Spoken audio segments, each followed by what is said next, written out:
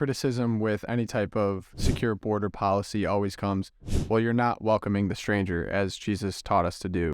Is that really the truth? All right, everyone, welcome back to the LOOPcast, Catholic Vote's weekly rundown for all things faith, culture, and politics.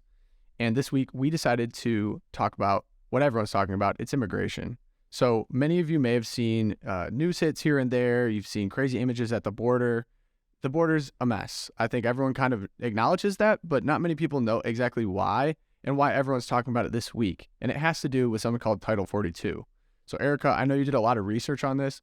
What is Title 42 and why is there so much panic about what could potentially happen at the border this week? Sure. So Title 42 was a Trump-era regulation, and it was actually originally a COVID response to the public health emergency over COVID. So the officials looked at the border and they said, oh my gosh, we have people just coming over and staying in these holding cells and being brought into the country during this time when this unknown virus is wreaking havoc globally.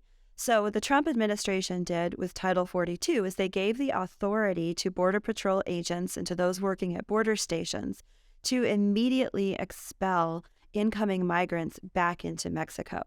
So what it did was it essentially took what could be a very long, hours-long process for these Border Patrol agents, and they had the authority under the public health emergency to just turn them right around and in about 10 minutes get them back out of the country, back over the border. And there were a lot of criticisms of it, whether or not it worked, but it is set to expire on May 11th when the Biden administration has declared, well, now COVID's done, no more public health emergency. So Title 42 is among the many COVID-era regulations and quote-unquote benefits that is going away as of May 11th, 2023. And the interesting thing about Title 42 is a lot of the criticisms coming from Catholic circles and from commentators is that it's inhumane and it's, just this sort of willy-nilly applied to anyone coming over the border is turned back without any humanitarian care. But I did some research, and Title 42 has only ever been applied to about 1/3 of migrant cases processed at the southern border. And this comes from two sources, both Heritage Foundation and the New York Times. So I'm pretty confident. In fiscal year 2021, Department of Homeland Security expelled just over 1 million migrants under Title 42, and just a little bit more than that, 1.1 million in 2022. Using, again, Title 42. So that means that, it's about 30% of migrants are turned away. And the Biden administration over the last 18 months has slowly been strangling Title 42's effectiveness or the ability of Border Patrol agents to use it. So they continually are putting restrictions on who can be expelled under Title 42. So, for example, family groups may not be expelled under Title 42. Which is probably a good thing. They also have several countries, so Cuba, Honduras, Venezuela. People coming from these countries, originating from these countries, cannot be expelled under Title 42 either. One of the things that interested me the most about it is that question of the time that it takes Border Patrol agents to process migrants who are coming through these border stations. And I did a little bit of math. So basically, if one border station has to process 100 migrants, Title 42 can cut that time to process them from what under, the old regulations, it would take 5 days, so a whole work week to process 100 migrants at a border station, to just under 17 hours, a little more than one workday. So I have a status quo type question. So okay, go for it. You talked about the caveats of you can use Title 42 here, you can't. What if there was no Title 42? What's the standard operating procedure for the border if, say, a migrant comes over the border illegally? Sure. So if Title 42 goes away, and actually in most cases of people coming over the border, when they go through the legal process of checking in at a border station, they have to be processed legally. And what that can look like is if there's an asylum claim, for example, which is probably the most common word thrown around right now, right? So there's an asylum claim, they're refugees from political oppression or something like that. The Border Patrol agents have to go through a very lengthy questioning process. Then they will usually do what we call catch and release. So they arrest the migrants, they take in the migrants, they do all the processing, and they assign them a court date and they'll say, okay, we're going to release you into the country pending your asylum hearing. Please show up here at this date for your court hearing. Sometimes they keep track of them. Sometimes they don't. Currently, there's a backlog of 1.5 million asylum cases in the immigration system, and thousands more are being added daily. And I was looking this up too. New York Times reporting some migrants released this week will not actually get their first court appointment for a removal hearing until 2033. That's 10 years that they are going to be in the country waiting for an asylum hearing. And if nothing changes. If nothing changes. Exactly. So there's this enormous sort of catch and release into the country that we're seeing, and it's expected to just skyrocket we're talking about, after Title 42. That's like a small city. Like a million people. That's a small city of just people that... That's a large That's city. not a small city. I grew up in That's a a big small city. city. That's Right. like 3,000 people. We're talking an enormous city. We're talking like the population of, southern New Hampshire. Right. Mm-hmm. The Detroit metro area. Wow. That's a lot of people. Title 42 is kind of used as a well, I've also heard is the remain in Mexico policy. Some people may have heard as well. That's essentially the same policy, or we're talking about something different? Yeah. So, I mean, instead of just doing catch and release, what the Trump administration did was to say, people who are seeking asylum claims, okay, stay on the Mexico side and we'll process it that way. And then when your time is up, you cross the border and come into your court hearing. And the Biden administration immediately got rid of that. And the court said you didn't do it right. They slapped them down. And so the Biden administration said, okay, and they got the paperwork ready and they did it again. And then the courts basically allowed it to go to expire. And so we're back to catch and release, which is this absurd thing. Like, no nation would do this normally, but it's because we have this haphazard patchwork of immigration laws that were, court orders plus, a law here and a law there. And we need reform. Now, this is where Chip Roy's coming in. I think he's got a pretty good bill. I think a lot of Catholics should give it a second look. The idea behind what Chip Roy's trying to do is, he would say if you're coming to the U.S. border in Mexico and you've traveled from through Central America or something like that, and you intend a claim and you intend to make an asylum claim, you would be detained inside Mexico basically, and you can make your claim, but then you wouldn't just automatically be given entry into the country. There would be a lot more reforms placed on that to make sure that you actually have a legitimate attempt at an asylum claim, because what we've seen is an explosion in asylum claims. The number of people who are facing, poverty, okay, that's one thing, or, not the best conditions, that's one thing. But the asylum laws are created for those who are seeking to escape political persecution. So people who are leaving Cuba, or back in the day, the old Soviet, bloc, behind the Berlin Wall, people from East Germany or Poland that were trying to get away from communism. That was the understanding of political persecution. And it's now just been expanded to, we want to seek a better life in the United States. And look, I understand that they would want that, but that doesn't mean that that's not what the asylum laws were intended for. And so we're seeing an exponential spike in the number of claims on asylum. As you said, it's going to take 10 years to try to, go through all these claims. So that tells us that something's got way out of hand and we need to have a reform here. So Chip Roy's got a bill, that would try to reform the asylum process, get down to the true legitimate claims, make sure that they're on the Mexico side of things first, and then also direct the secretary, hey, you got to finish this border stuff. Congress appropriated funds for you to work on this border wall and work on, securing things and patching up holes that are in there. You got to fix that. So those are just kind of common sense things. But I look forward to a robust debate, because I think Americans are going to be frustrated again, like when they just see, tens of thousands of people trying to cross the border illegally. It's like, the United States is a very generous people, but that doesn't mean we want an open door policy. And that's effectively what we have right now. And that is doing damage to people in this country who, have to compete with, unskilled labor. That's a big problem. But it's also just a problem. It's disruptive. Here's the thing, like when Governor Abbott and Governor DeSantis started sending migrants that came into their state up to, let's say, Martha's Vineyard or New York City or Chicago. And for a while there, the mayors of Chicago and New York City were like, well, we're a sanctuary city. That's fine. We're okay with that. And we don't like your political stunt, but we love people, so we're okay with that. That's what they said for the first month or two. But then as more and more buses of migrants came and it became a real question and an actual concern, not some PR debate, they started realizing, wait a minute, where are we going to go with all these migrants? How are we going to take care of them? Are we going to feed them? Where are they going to sleep?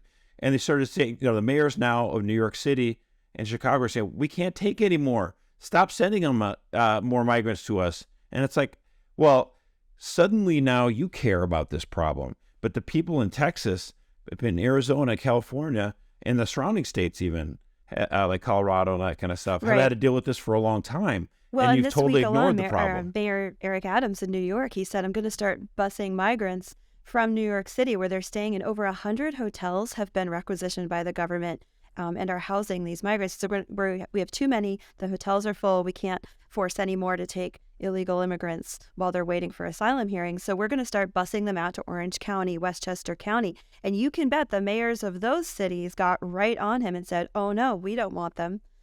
And then I read in the New York Times, I can't believe it's like the second time I've mentioned the New York Times this episode already. This is something that I promise won't happen again. Mea maxima culpa. But they had a really good profile piece of a priest down at Sacred Heart Church in El Paso.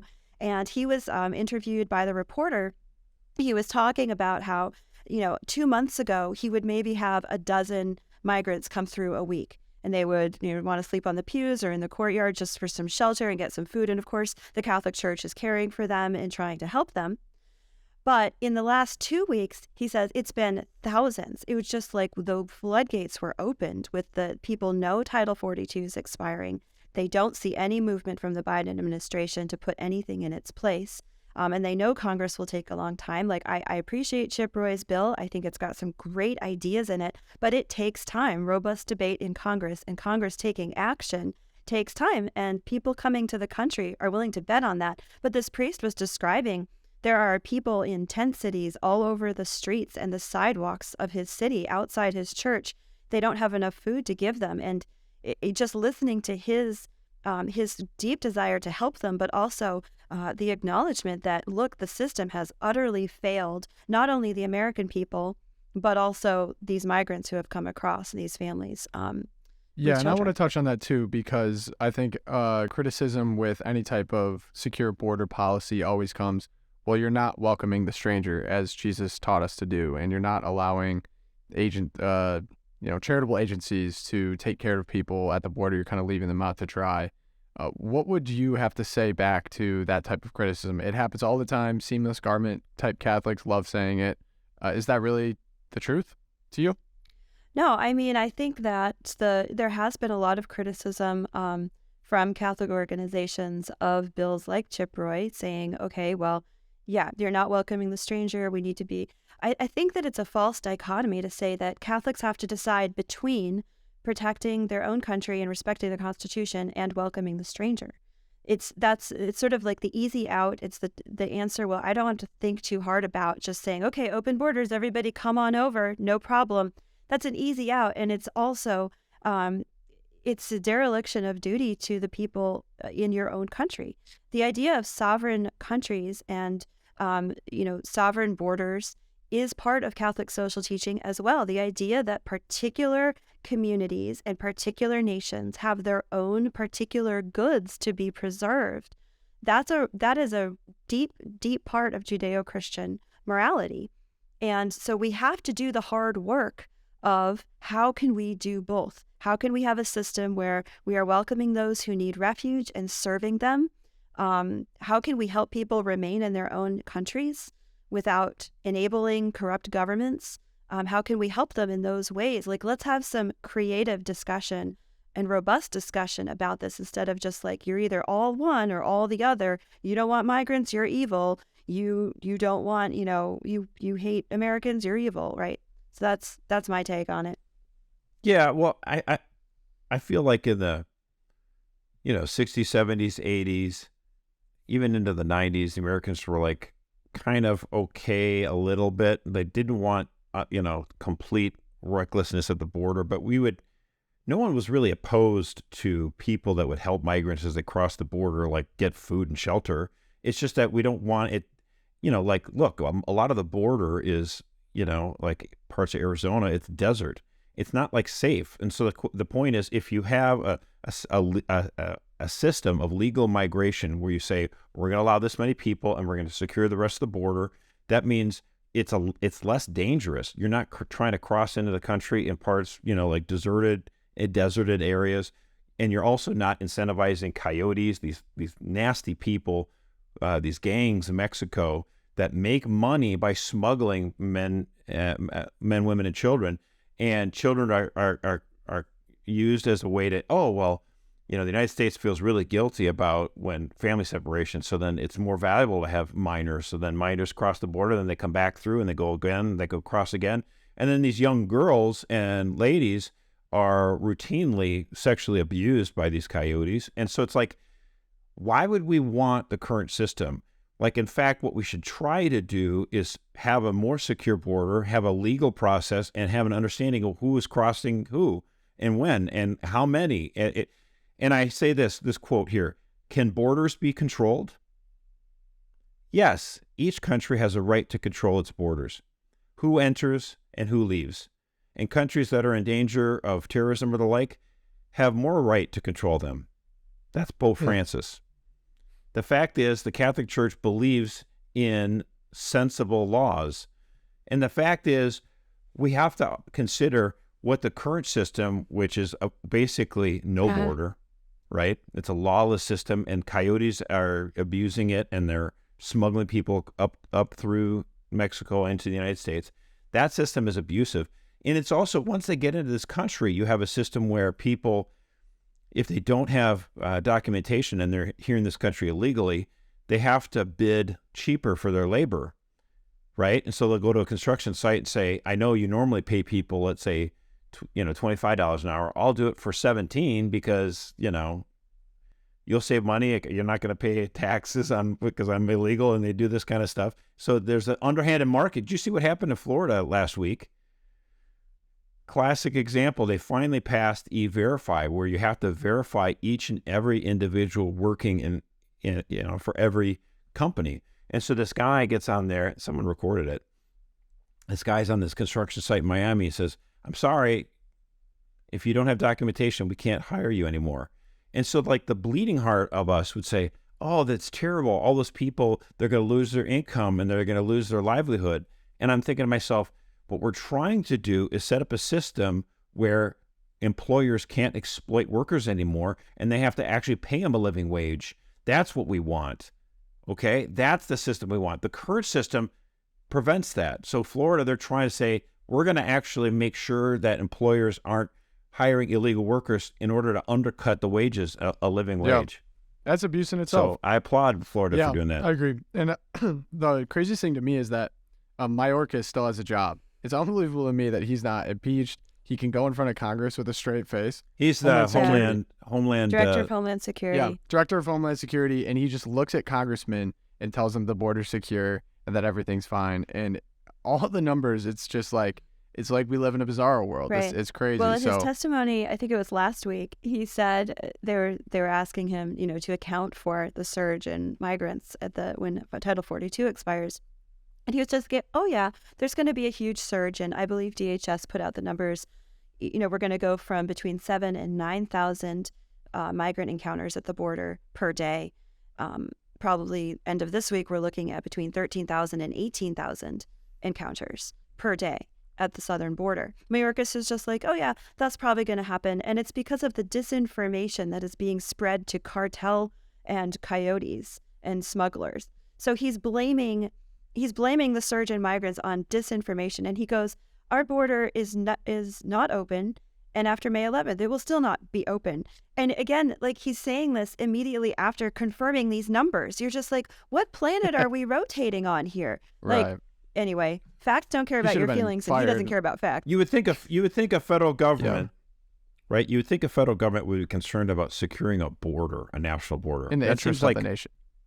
Number one. You can't right? You can't Defend have a your border nation What is higher than number You can't one? have a nation without borders, right? Right. Am I crazy on that? Like, that doesn't Right. exist. That Your sounds nation, right. every nation has borders. That's the point of a nation. Mhm. America's not an idea.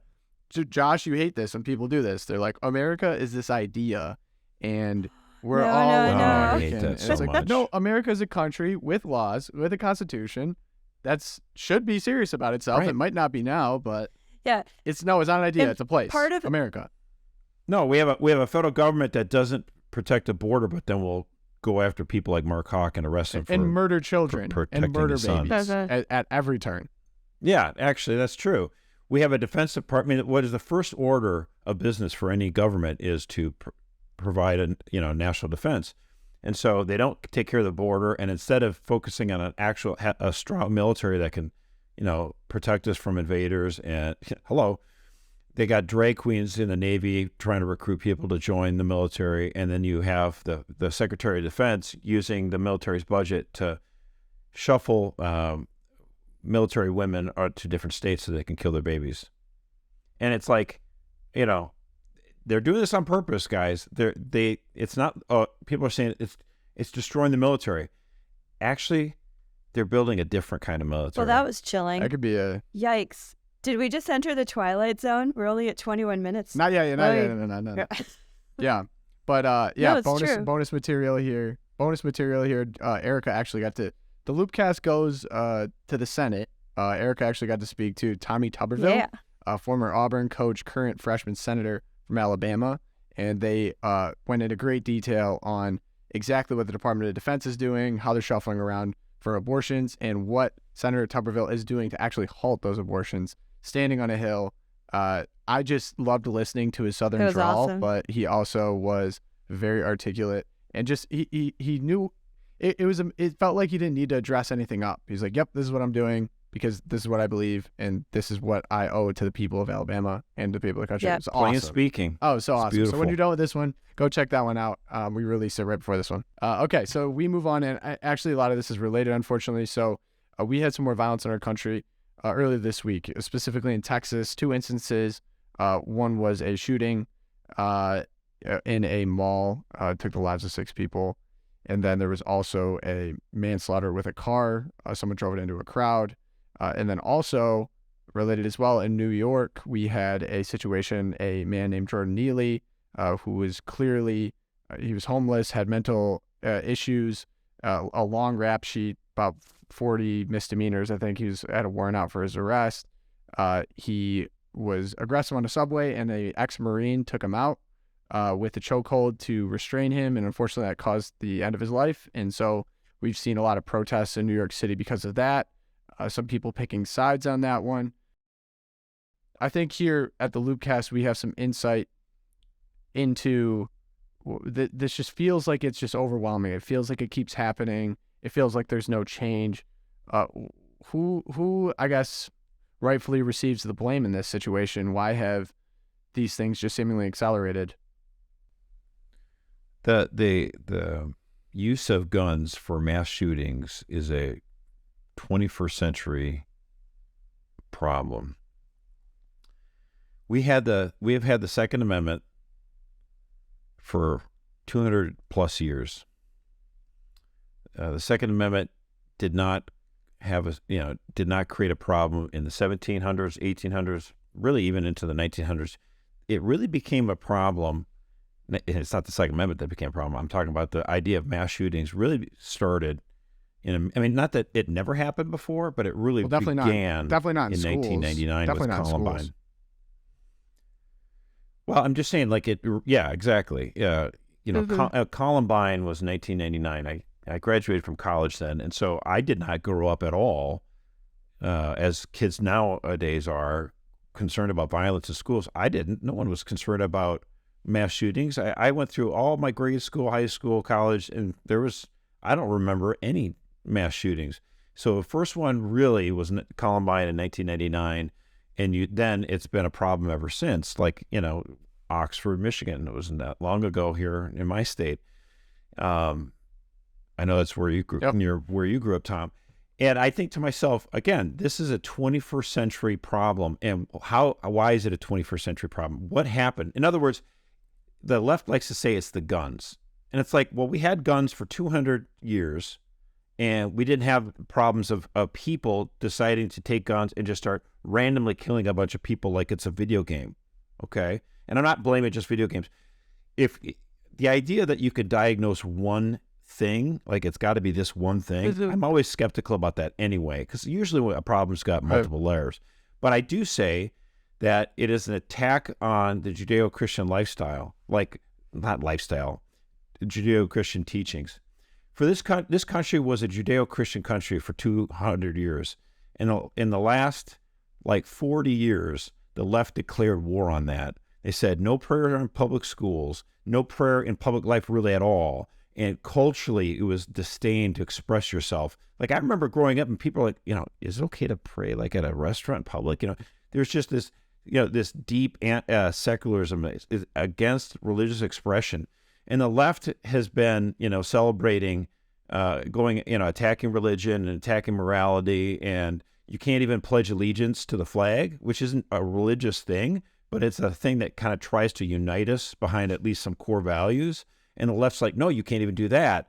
And the left has promoted nihilism in culture. They've promoted movies that are just, completely vapid, total sexual immorality and violence and that kind of stuff. And they profit from it and they have no problem with it. They put out rap music that's, cop killer stuff. That was in the 90s. And so kids that are raised in this environment, it's a different world. So I try to tell people, like, I'm Generation X, I'm 46, that, so the people older than me might have a little bit harder time understanding this, but you're awash in violent video games, pornography, movies, all this kind of stuff that, it's going to be different. So right? I think the problem, absolutely. I think the problem here is we've attacked, it doesn't even, we could suddenly become, 100% Jewish country or 100% Muslim country. And if we all became devout, there would be a lot less violence. Okay. I'm not suggesting this is what I'm calling for.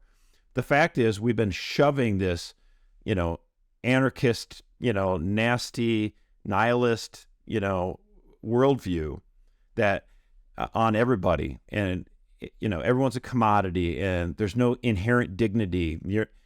Christians promoted the view that we're all created in God's image. And, for 160 years or whatever it was, we were mostly a Christian nation. And these mass shootings were almost unheard of.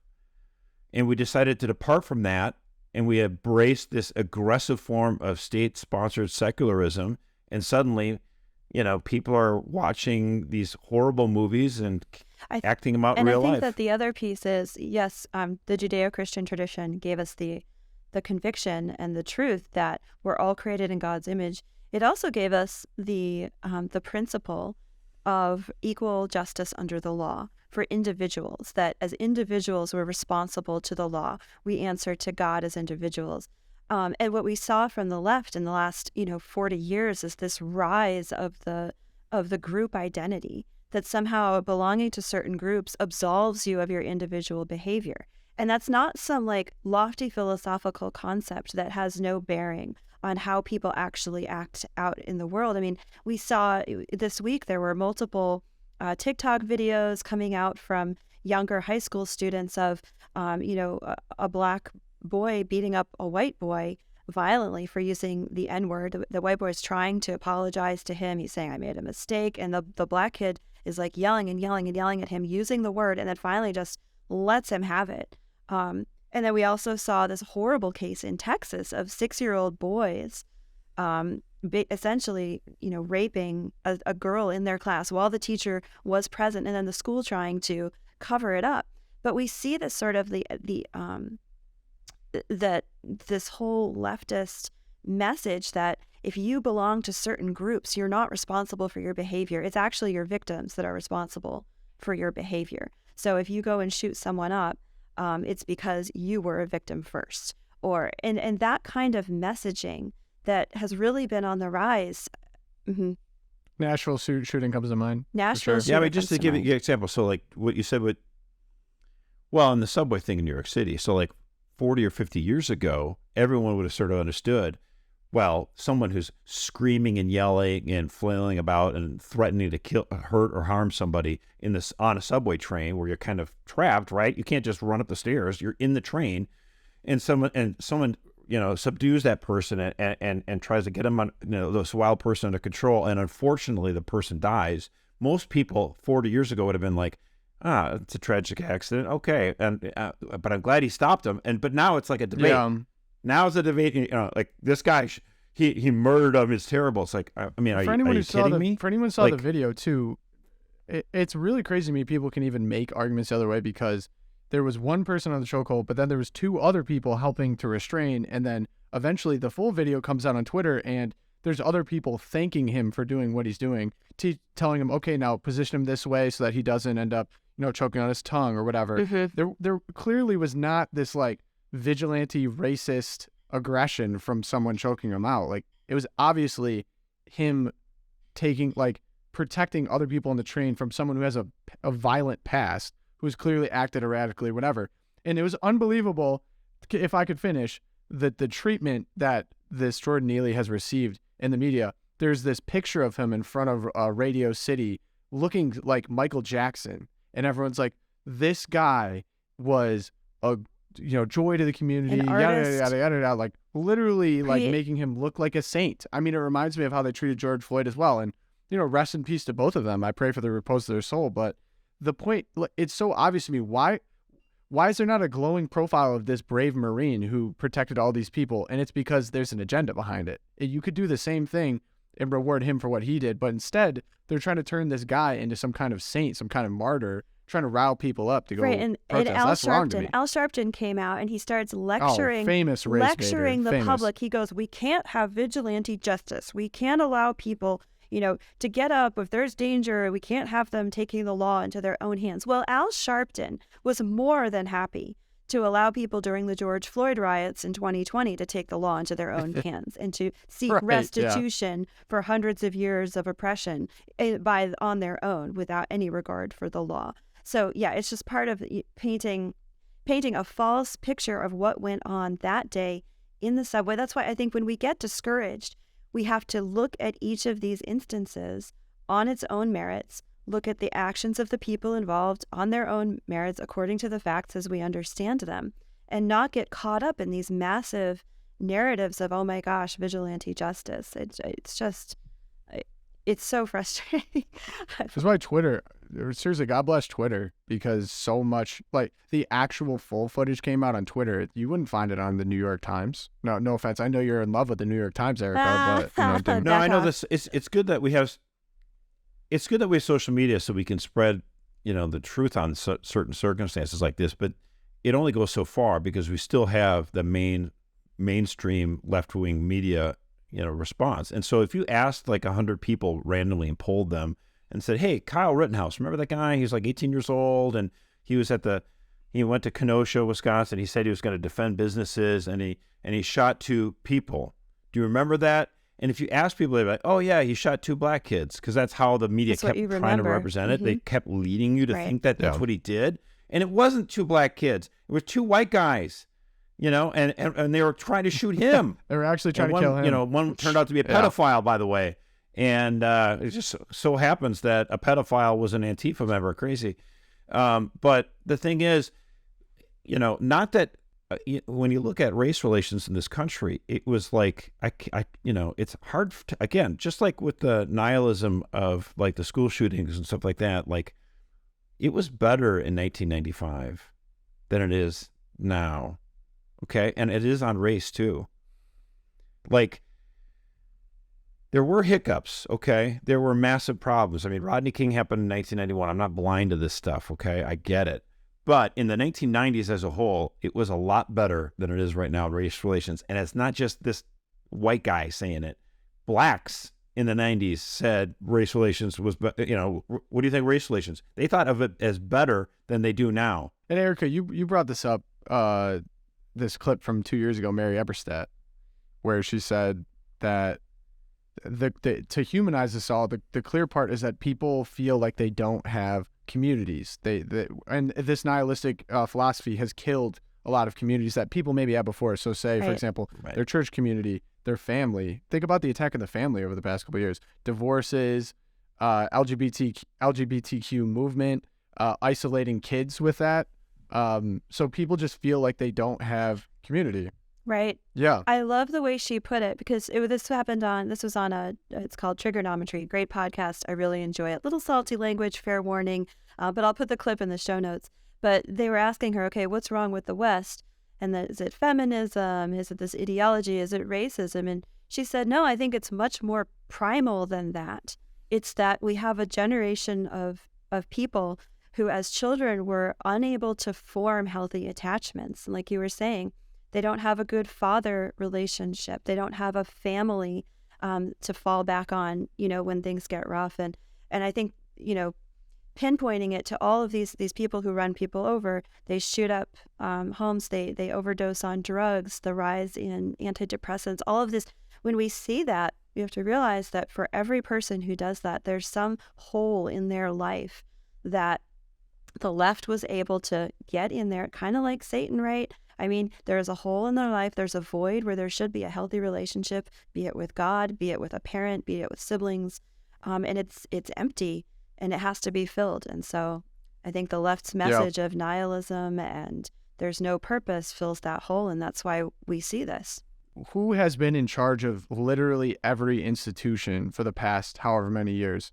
It's liberals. Yeah, last 40 years. Last 40 years is the left. Yeah, universities, Correct. Media, government, entertainment industry, everything. It's been owned wholesale. And when has all this accelerated the wrong way? This is what the left has created. They've created a society that's detached from family, neighborhood, local community, or church, and suddenly you've got a couple generations that are very nihilist, and they lash out, or they're depressed and they kill themselves. It's like, and the whole time, social conservatives have been warning, hey, don't do this. Like, divorce is bad, church is good. Like, let's try to bring things back together.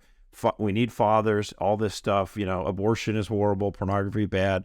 We understand these things. It's not like we're trying to run your life and point a finger at you and say you're a sinner. It's like there are things that will lead to despair, and heartbreak and isolation, and we should avoid those. And we should try to. Speaking of, Josh, that's a perfect segue into a very positive moment from this past week. So, happy graduation week to many people. I believe it was last week or this week for a lot of people.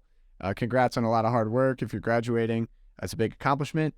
And so with graduation comes commencement speeches. So we had a lot of commencement speeches across the country, and I'm going to let you know a secret. Most of them are total garbage. They will just tell you to chase your dreams. They'll go find, some celebrity to tell you to chase your dreams. You'll forget about it tomorrow. It's not going to leave a lasting impact. But one really did stick out, and it was from a kicker of all people. So Harrison Butker has been talked about a lot in this program. Who knows, maybe we'll interview him one day. But he gave a commencement speech at Georgia Tech University, his alma mater, and it really made the rounds of social media. We clipped it here for our social media at CatholicVote. And I think the reason why it did is it spoke to what Josh was saying. There was a moment in the speech where he himself even said, I'm going to offer some controversial advice here. Go get married and start a family, leave your legacy. The reason being is we have too many people that are going to come up here on the stage and tell you to go chase your dreams, overachieve, be successful, make a lot of money, fly private. He said, I know far too many people who do all of those things and who are completely miserable and hate their lives. The only way to leave that lasting impact and to have a life of satisfaction and purpose is to start a family, is to invest in your community. And I think it was so, from a kicker of all people, there's people that are paid to speak for a living that have given way worse speeches. So shout out to Harrison, but how did that speech make you feel relative to all the other speeches going on around the country? Oh, it was just a breath of fresh air. It's great. Get married, start a family. I loved watching the reaction on the faces of the people sitting behind him. One guy just broke into spontaneous applause. A bunch of the women just kind of looked up in the sky. I don't know if they were even listening to him. But you could hear the audience in front of him laugh, and some people start clapping, and got some cheers. It's a controversial thing to say. I mean, because how many young people get that message from their families, their parents, their school, that the most important thing is, get your career started, find your trajectory. And then, maybe later on when you're ready, quote unquote, get married. And then maybe later on, maybe have 1 or 2 kids. But he turned that on its head and said, this is the key to happiness. I had the privilege of talking to my lovely wife and one of my best friends. I've known him forever. Shout out to both of them. And we dove into a lot of these kind of topics because, so my friend, he lives on DC now, and he was talking about how there's some people kind of in the social circles there who are maybe women who have been able to make a lot of money, have a lot of career success, who, by the time they start drinking at the bar, it starts coming out how depressed they are, how lonely they are, how their timeline is running out to have kids, how they desire to have kids, but they don't know anyone that they'd even want to have kids with. So now the conversation is, well, do I freeze my eggs? Like, what's going on here? Now I want to start it. And so that kind of led us to start talking about how have women kind of taken the lie, I think, that stems from feminism, but I think it goes deeper than that, your worth is determined in, do you graduate from the best college? Do you go and get the best job? Can you support yourself? And so I feel like by the time, and then a big part of this too is birth control. I think so many women have been just sold that, okay, you need to get on this right away. It's a panacea. It solves all kinds of problems, whether it's acne when you're younger or whether it's you want to have casual sex. It solves everything. Stay on it. It's safe. It's fine. And then it affects you chemically. It affects you. It really, weight gain, mood swings, you name it. There's all kinds of side effects. And so you get to that place where you're 30 and now all of a sudden you've reached the mountain of what's been promised to you. And yet I think a lot of people clearly, as we know people like this now, are not happy and feel lonely. And I think Harrison's advice is the exact opposite of that, is the antidote to that.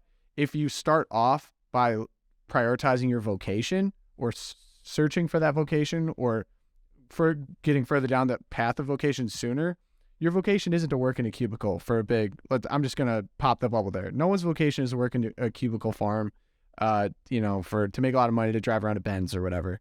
Your vocation is to either start a family or religious life or that single way life. But even when you do that, you find your purpose way sooner. I don't know if anyone's searching for a purpose sooner. How many people on their deathbed say, if I only spent more time at the office? Some people, I don't know. That's a good point. I think too, like you were saying, the way that Harrison framed it was so great. But also we can look at examples of women who, put family first and God first, and also then went on to have what the world would characterize as a quote unquote successful career. Plenty that didn't as well.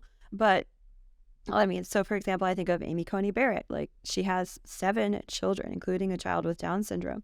And she is a Supreme Court justice. And we think of, people like, I'm kind of a geek, so I'm going to go with philosophy, but like Elizabeth Anscombe, who had multiple children, and she's a great philosopher. And we have and also don't forget about LOOPcast co-host Erica Ahern. Josh, that's so sweet. Thank you. I'll take that as my early Mother's Day shout out. Thanks, Josh. The thing is, you can look at someone like Amy Coney Barrett and say, it can almost be daunting, actually. I know that you say it as a way of saying, look, women can raise 7 kids and then also have a lot of people look at that and say, she's like Wonder Woman. There's no way that I could emulate that. Women might say, right? Because she graduated from, I don't know if she went to Notre Dame Law, I know she taught there. And it's like, gosh, that's almost too tall of a task. It's like, no, actually, you know what? The thing is, people can have, second careers or whatever. And it's just trying to let women know, hey, there's nothing wrong. Of course, it's actually normal to want to have a family. And to the extent that we can, you make it available, consider, let's say, career paths where you can take a break. My wife was a nurse. And she took, a 15-year break to raise 6 little mercer children. Good job, Thank you. And then she was able to go back into it for a while. And so those are options for people I think just to consider. So open conversations about alternative career paths. And, there's some great work being done from Erica Bacchiacchi's group, the Abigail Adams Institute, and Ethics and Public Policy Center has some fellows working on ideas of how to promote a workplace that's more friendly not only to motherhood but to fatherhood as well. And not, yes, Now you here, can I interrupt on this for a second though? Because interrupting the lady in the chat. No, it's like the idea was that, like, some conservatives had this idea of like the 1950s, which is kind of a historical kind of aberration. weird. Because in the immediate aftermath of the post-war world, like European cities were like decimated or whatever, and like the industrial might of the United States, we were in a very competitive advantage situation with the whole world, really. Like, where would you have the United Nations? I'm not a big fan of the United Nations, but where would you have it? I mean, London was bombed. You're not going to have it there. Paris was just recently liberated. Like, you had to have it in New York City. Where else are you going to have it, right? Like, and so, like, the 1950s were this time period where we were able to produce goods and sell it to the whole world for a while there, right? And so we did fairly well. We had kind of a boom. So all these women could stay in the workforce at home. If you want to talk about like a more of a historical pattern, the more normal thing was like you would have a butcher shop, let's say a butcher, and he would work and the house was up above you. You live up, and so the kids would come down or the wife would help out, and it was a family business. Like this idea, like in the 50s where the dad goes off to work and then comes back home and she never has to work, I mean, that's not a bad thing. I'm not saying anything. I think it's great. But I'm just trying to help people understand, like, there are ways to do it. Like, women they could work out of the home, like with internet technology. It's amazing. Mm-hmm. People can do stuff like that. They can start their own businesses. They can do writing, editing, like Erica. Yep. There are many options. So if you put first things, well, I just want to point out too, like the idea is you put first things first, and that is your family, your children, honoring your body, like the reality that females' body, we do have a biological clock. It is a lot harder to get pregnant and bear children after 35. And if girls, like, we just have to be real about that. That's not changing. So, honoring your body and, the fertility clock that God has designed us with, and prioritizing relationships with your husband and your children, then the rest of it is more able to fall into place and be more than just cog in the wheel. I go to the office and I have a career as like an office assistant at the medical building downtown. Like then, yeah, this whole idea that like, oh, women have careers now. I mean, so many women are just cogs, have jobs that are cog in the wheel jobs. These aren't like glorious careers that most of us are working at. But okay, that's probably But I was going to say, even if it is glorious, even if you got the greatest job, you've reached the height of academic achievement or of work achievement, right.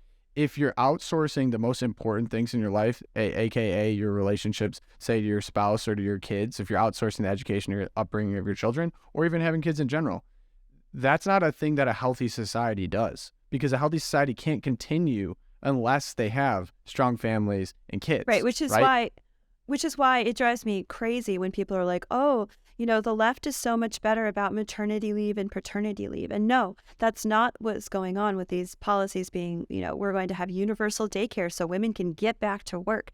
Those are policies that actually are breaking down the family further, because it's delegating your role as a parent back to the state and saying, okay, well, the state's going to pay for daycare. The state's going to pay for all their meals. That's not promoting the family. And that's not promoting a world in which people find meaning in their jobs because of their children and because that they're ordered. Yeah, the corporate world likes policies like that. Right, that let's would get be the women back the in the country workplace. Because productive cogs. Mm-hmm. Yeah. So, that's why they love abortion policy too. Right. They offer a very comprehensive abortion policy. Children are inconvenient for big companies, and that's a good thing. So moving into the Twilight Zone, Josh, we got you up first. What's on your mind? My ancestors left England in 1700s. They came here first to Pennsylvania. So back when it was still part of England, the colonies. But eventually my family joined the militia and Pennsylvania militia and took up arms against the British. And since then, I'm proud to say I'm an American, and I don't have to care about the coronation of a new king in England.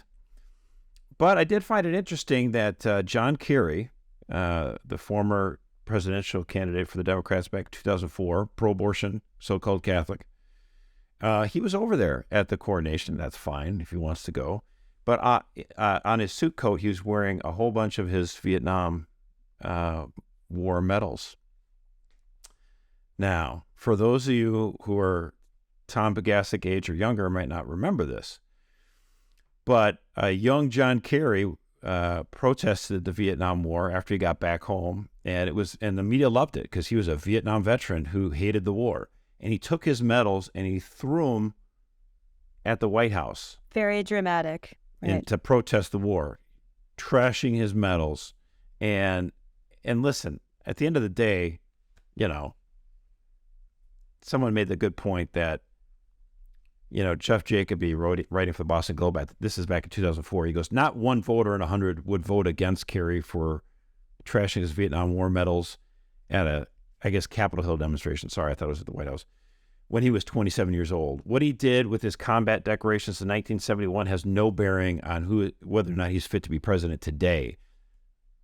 That long ago episode is an issue today only because Kerry's versions of it have changed so many times, and it just so happens to perfectly typify his habit of saying one thing today and another thing tomorrow. The whole idea was, he kept changing his story. Well, I threw the medals, but they weren't my medals and all this stuff.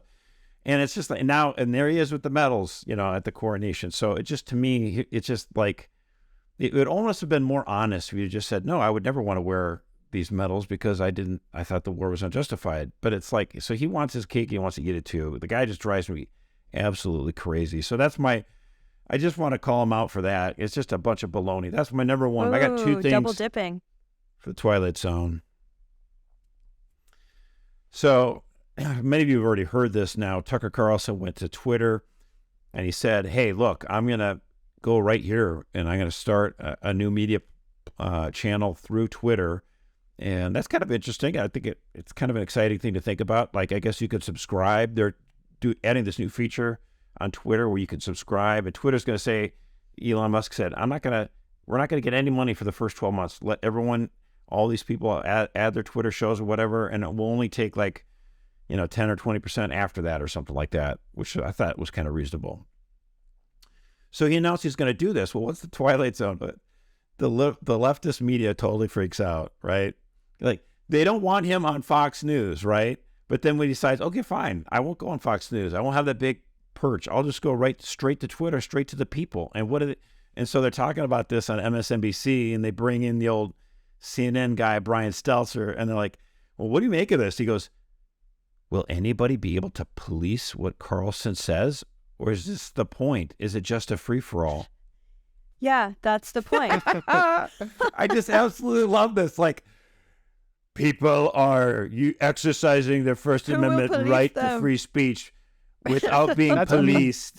First off, really disappointed Tucker didn't accept our offer to come to Catholic Vote. Bummer. I thought we made a pretty good proposal, but, it is what it is. He went to Twitter. But that's exactly what he should have done. I'm glad he did it. I mean, this is the Rogan route, or essentially. I know. We even said we'd start Episcopalian vote for him. We'll make it work somehow. I always make the point to say if work gets a little too stressful or people give me too much to do, I say, look, I got a sweet offer from Protestant Vote, and I might head over there, okay? So be careful. All right. But yeah, I mean, this is exactly what he should have done. Go independent. He can now interview whoever he wants to interview, do whatever he wants. I mean, that is one of the best things that came from the internet, is it just gives people the ability to go straight to consumer, not have to deal with higher ups in their narratives. It's like, let's just unleash Tucker. Like, let him do what he wants to do. It's going to be awesome. All right. So for my Twilight Zone this week, I want to take everyone on a little journey with me. So I was scrolling through Twitter, the free speech platform, and NBC News also partakes in the free speech platform. And so this was an exercise in, no matter what you do, you're going to have haters. So there was a Colorado school board where, now watch out, these FBI watch list terrorists, parents, they were upset about the direction of their local school board. And so they decided to run to get on the school board to make changes. Now, that's terrifying to some people. It's also terrifying to NBC News, apparently. So I'm going to read you a little bit of the Twitter thread, and we'll go through it together. It'll be an exercise. So, new conservatives took over a Colorado school board and then, bullet points, adopted a right-wing group's social studies program, did not reapply for grants to pay counselors, and 40% of the school's professional staff won't return next year. Okay, so They start from the beginning. They say conservative slate of candidates won't control the school board in Woodland Park. They started making changes. Teachers protested. Employees were barred from discussing the district on social media. Some were forced out. They talk about how this is from the MAGA playbook, divide, scatter, conquer. Trump was great at this in his first 100 days. And so some of the things that they were accused of is not caring enough about students because of the counselor deals. And one of the school board people, Ken Witt, he responds with, "We are not the Department of Health and Human Services. We're here to prioritize academic achievement, not students' emotions."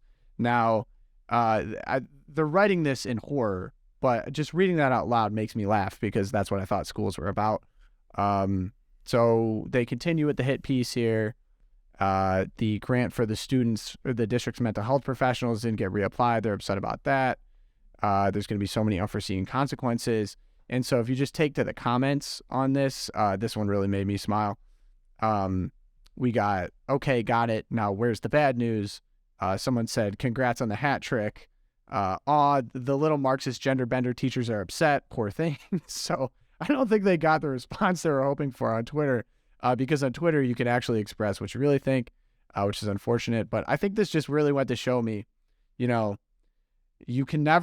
will always be people, like if you fed every poor person or hungry person in the world, there's going to be some version of NBC News that comes out to talk about how you're a monster and how what you're doing is evil and anti-democratic and wrong, because this is just a case of parents getting involved, seeing an education system where students are not even meeting basic standards, where these crazy teachers are pushing unbelievable, gross ideology things on kids, and there's a lot of bloat that I think if you ask any teacher, the worst part about teaching now is having to deal with administration and how many extra things are tacked on.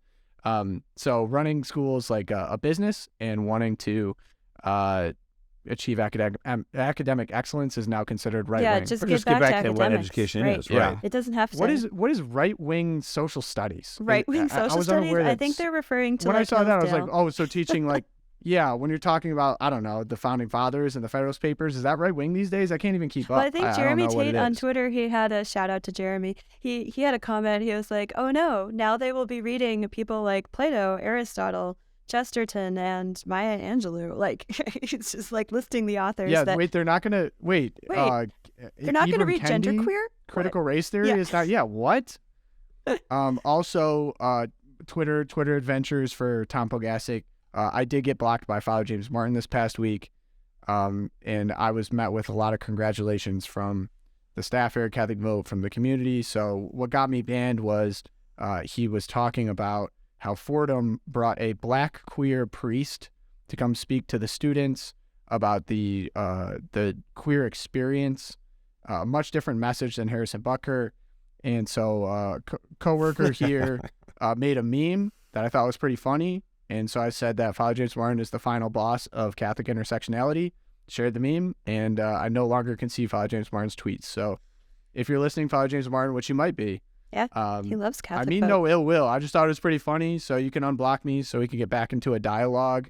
Treat me in a very inclusive synodality way would be nice, but it doesn't seem like it's happening now. So Maybe there will be a future Twitter encounter for the two of you, but not until you're unblocked. This I guess. is correct. Yep. Erica. Sure. Well, What's your kind Twilight of Zone? continuing that theme of the queer community in Catholic New York, the Catholic Archdiocese of New York is looking into a display that appeared last Sunday at a St. Paul's church. I mean, this church is known by many in the city to be very leftist, it's called the Church of St. Paul the Apostle, and it's known as like the queer spiritual journey church. And they had an exhibit up by the altar. I didn't see in the pictures a tabernacle, so Jesus wasn't on the altar at the same time as these paintings of the queer trans experience. And the art exhibit was called God is Trans, a Queer Spiritual Journey. This is total Twilight Zone. I wish I could say I was surprised and shocked. Not terribly. The Archdiocese said they had no knowledge of this exhibition before it appeared. So the exhibit has been taken down, and the archdiocese is going to look into it. But even parishioners who go to this church, and they go there because it's known for being very pro-LGBTQ agenda. They have, priests come and give homilies, and Father James Martin appears there at like evening soirees or whatever. But even parishioners at the church were like, this is a bridge too far, that we have, paintings up on the altar that are asking you to reflect on the truth that there is no devil, there's only experience, or, what does your God look like to you? That's a direct quote from it. Yeah, what is it? Here it is. Ready? There is no devil, just past selves. And the exhibit was meant to help you shed your old life and personhood in order to focus on your spiritual need. So this is just really dark stuff. This is about as non-Catholic, unchristlike as you can get. And of course it was couched as, but this is our ministry and our outreach to people who are marginalized, and we have to be open to them. So the ministry, I feel marginalized. Yeah, I do now, too. I don't for feel just very not welcome wanting that at St. Paul's in Catholic churches. Yeah. Oh, are you kidding me? If the archdiocese had if it turned out that the archdiocese had like a sweatshop where minors were like 10 and 12 years old were working 15-hour shifts, knitting T-shirts or something Shedding like their that, and the press found selves. out about it, the archdiocese would be horrified. Right. Like, we got to shut it down. It just, we're investigating it. We didn't know it was happening. Shutting it down. Okay, what an idea. The archdiocese... Investigate it. Investigating should be bulldozing. Exactly. So this church is run by the Paulist Fathers, and they have a ministry out of this parish called Out at St. Paul, and it's their ministry of outreach to the gay, lesbian, bi, trans, queer community. It's not outreach, people. It's opening all the windows and letting the walls fall down, and there's no church anymore, because there's no here's what the gospel says, here's the path to salvation, here's the truth of Jesus Christ. There's none of that. Well, it's evangelizing a different religion. Exactly. It's the LGBT it's a secular sex religion, cult. yeah.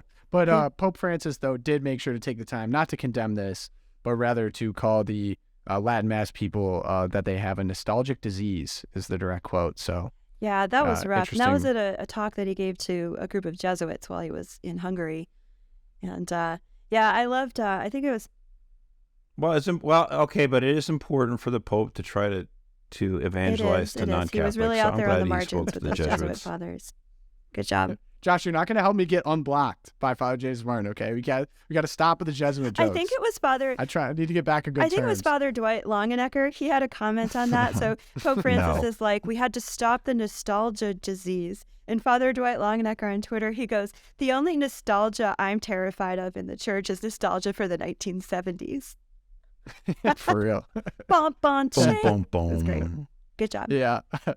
And I think on that note, well, we wrap this one up. Happy Mother's Day to all the mothers out there. We appreciate you. Thank you for giving us life. Ways to help the program. And I've seen a lot of these. It's been tremendously helpful.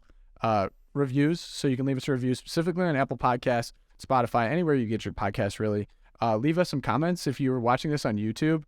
What's up, everyone?